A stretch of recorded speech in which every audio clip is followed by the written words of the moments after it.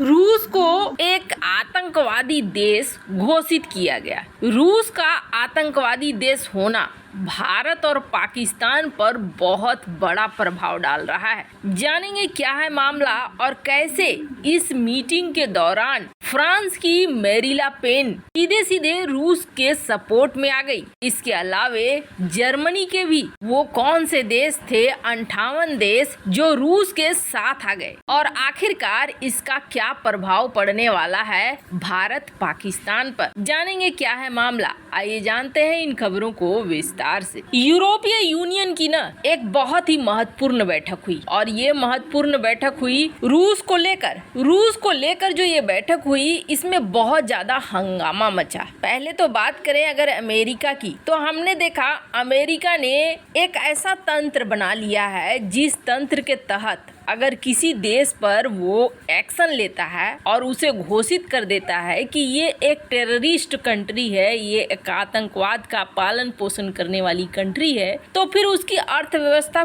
पूरी तरीके से बर्बाद हो जाती है। जैसे हम नॉर्थ कोरिया को देख लें, उस पर भी इसी तरीके के आरोप हैं। उसके बाद ईरान को देख लें, उस पर भी इसी तरीके के आरोप हैं। इराक के ऊपर भी इसी तरीके के आरोप लगे, जिसके बाद ये जो देश थे, इस देश की अर्थव्यवस्था बुरी तरीके से चौपट हो गई। चौपट होने का कारण क्या है? कारण यह है कि अमेरिका एक तो जब किसी देश को आतंकवादी देश घोषित करता है, अमेरिकी संसद द्वारा जब ये बात पारित हो जाती है, तो उसके ऊपर पहले तो अमेरिका अपनी तरफ से प्रतिबंध लगाता है कि हम उसके साथ कोई व्यापार नहीं करेंगे, कोई लेन देन नहीं करेंगे, हम उनको कोई कर्जा नहीं देंगे। ये सारी चीजें करने के बाद वो अपने अलाइज को भी और दुनिया के देशों को भी प्रेशर डालता है कि आप उसके साथ व्यापार नहीं कर सकते हैं, आप उसके साथ व्यापार ना करें, हमने प्रतिबंध लगाया हुआ है। और इसका हाल भी हमने देखा। नॉर्थ कोरिया अभी आप देखेंगे तो किसी दुनिया से जुड़ा हुआ नहीं है। और सबसे बड़ी बात यह है ना, नॉर्थ कोरिया के जो सेना है वो सेना एक ही तरह का खाना खाती है। एक ही तरह का खाना क्यों? तो जो उनके यहाँ उपजता है वही उन्हें मिलेगा। अगर गेहूं उपजा है तो तीनों टाइम गेहूं ही मिलेगा और अगर चावल है तो चावल ही मिलेगा, क्योंकि बाहरी देशों से आयात निर्यात ये बहुत कम है, बहुत ज्यादा लिमिटेड है। चाइना से भले कुछ चीजें आयात निर्यात होती हैं। कारण ये है कि उत्तर कोरिया के ऊपर लगे हुए हैं प्रतिबंध। दुनिया के देश उससे व्यापार करने से डरते हैं, उससे मेलजोल बढ़ाने से डरते हैं। और ऐसे ही हालात ईरान के भी हैं। ईरान के ऊपर भी प्रतिबंध लगा हुआ है। अमेरिकी प्रतिबंधों की वजह से भारत जो कभी पुराना अलाय हुआ करता था, भारत के साथ बहुत अच्छा व्यापार चलता था ईरान का, भारत ने भी प्रतिबंधों के डर से ईरान के साथ रिश्ते लगभग खत्म ही कर लिए। ईरान से अगर हम तेल खरीदते वो हमें सस्ता पड़ता क्योंकि ये नजदीक था, लेकिन हमने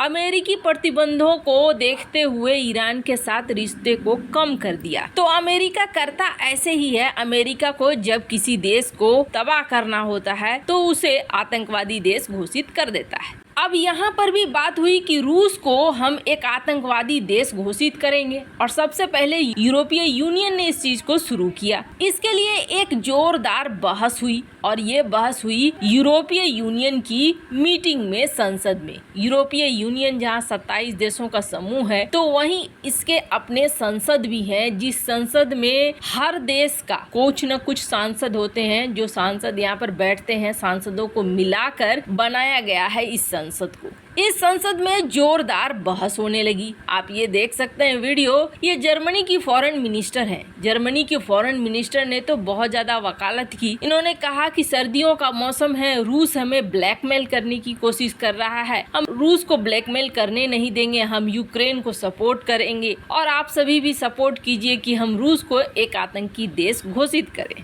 अब सबसे बड़ी बात यह है, बौखलाहट कई सांसदों में देखने को मिली, पर यूरोपीय यूनियन में कुछ ऐसे सांसद थे और कुछ ऐसे मेंबर थे जो फ्रांस के मैरीला पेन की पार्टी से आते थे। मैरीला पेन की पार्टी से आने वाले इन सांसदों ने एक अलग ही बवाल मचा दिया। स्क्रीन पर आप देख सकते हैं, जब ये मीटिंग हो रही थी, कुल 500 मेंबर हैं। 500 मेंबर में से जब ये वोटिंग हुई तो वोटिंग में 498 ऐसे थे जो ये कह रहे थे कि हाँ, हमें रूस को एक आतंकी देश घोषित करना चाहिए। लेकिन 58 देश ऐसे थे जो खुलकर बोले कि नहीं, हमें रूस को नहीं करना चाहिए घोषित। 44 देश ऐसे थे जो गायब रहे, जिन्होंने हिस्सा ही नहीं लिया इस वोटिंग प्रक्रिया में। अब जो देश खिलाफ में थे कि नहीं, रूस को एक टेररिस्ट स्टेट घोषित नहीं करना चाहिए, उसमें फ्रांस, जर्मनी, चेक Republic, Greece, Slovakia, Latvia, Italy, Bulgaria, Ireland, Cyprus, इनके भी सांसद थे। और बड़ी संख्या में देखने को ये मिला, मेरीन ले पेन की जो पार्टी है उसके मेंबर्स पूरी तरह से खिलाफ थे कि यहाँ पर रूस को एक आतंकी देश घोषित नहीं करना चाहिए। वहीं जर्मनी के भी बहुत सारे मेंबर थे जो अगेंस्ट थे, कुछ सपोर्ट में थे। ऐसे 58 मेंबर देखने को मिला कि ये इसके सपोर्ट में नहीं थे, पर फिर भी चूंकि संख्या बहुसंख्या मिल गई, तो बहुसंख्या मिलने की वजह से बड़ी आसानी से रूस को एक आतंकी देश घोषित कर दिया गया। अब समस्या ये आ रही है कि रूस को आतंकी देश घोषित करने के बाद अमेरिका के तरफ पूरी दुनिया का ध्यान गया है कि अमेरिका अब इसे आतंकी देश घोषित करता है या नहीं करता है, और आतंकी देश घोषित होने के बाद क्या क्या हो सकता है। जहां तक अमेरिका की बात है, अमेरिका का दोगलापन देखिए। पहले तो हमने यूरोप का दोगलापन देखा, यूरोप ने दिखा दिया कि ये भी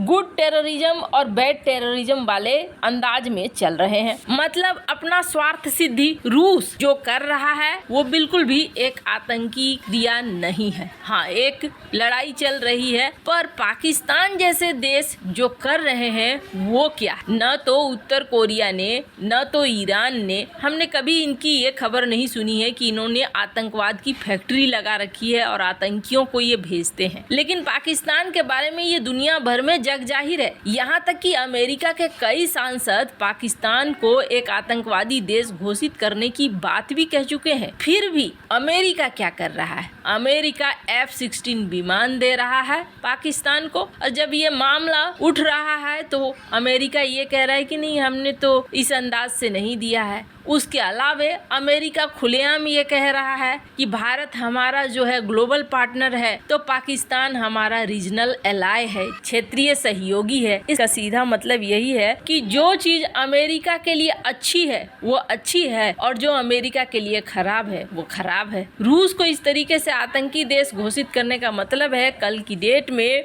अमेरिका और यूरोपीय देशों पर भरोसा उठ जाएगा, और आतंकवाद के नाम पर ये जो चीजें हो रही है इस पर भी भरोसा उठता चला जाएगा। ठोस कार्रवाई जो सचमुच का आतंकवाद है उस पर कभी भी नहीं हो पाएगा। वैसे इन सब मामले में आपकी क्या राय है, कमेंट कर जरूर बताएं।